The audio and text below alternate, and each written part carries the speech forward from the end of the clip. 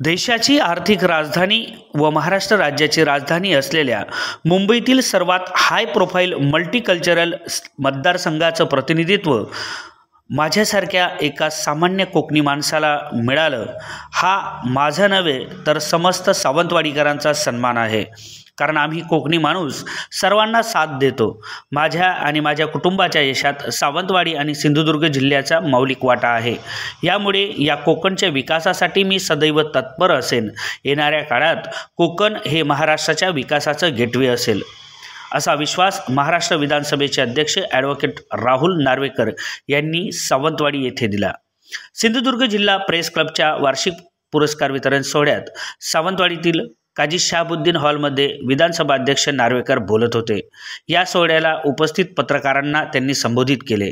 यावेळी राज्याचे माजी शालेय शिक्षण मंत्री तथा आमदार दीपक केसरकर, सिंधुदुर्ग जिल्हा बँकेचे अध्यक्ष मनीष दळवी, सिंधुदुर्गचे जिल्हाधिकारी अनिल पाटील, जिल्हा परिषदेचे मुख्य कार्यकारी अधिकारी मकरंद देशमुख, प्रेस क्लबचे संस्थापक अध्यक्ष सीताराम गावडे, विद्यमान अध्यक्ष अनंत जाधव यांसह अन्य मान्यवर उपस्थित होते.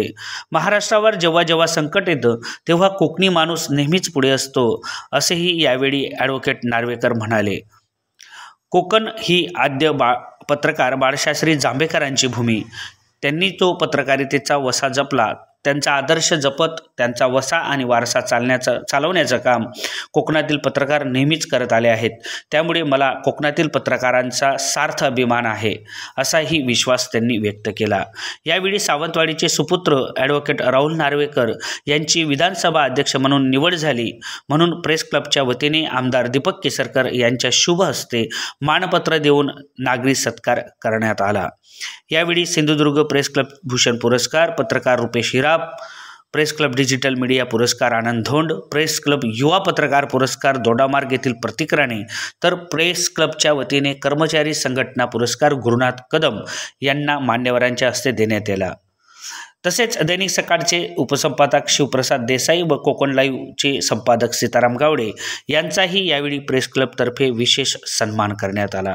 या कार्यक्रमाला प्रांताधिकारी हेमंत निकम, तहसीलदार श्रीधर पाटील, नगरपालिकेचे मुख्याधिकारी सागर साळुंके, शिवसेना जिल्हा प्रमुख अशोक दळवी यांसह अनेक मान्यवर उपस्थित होते.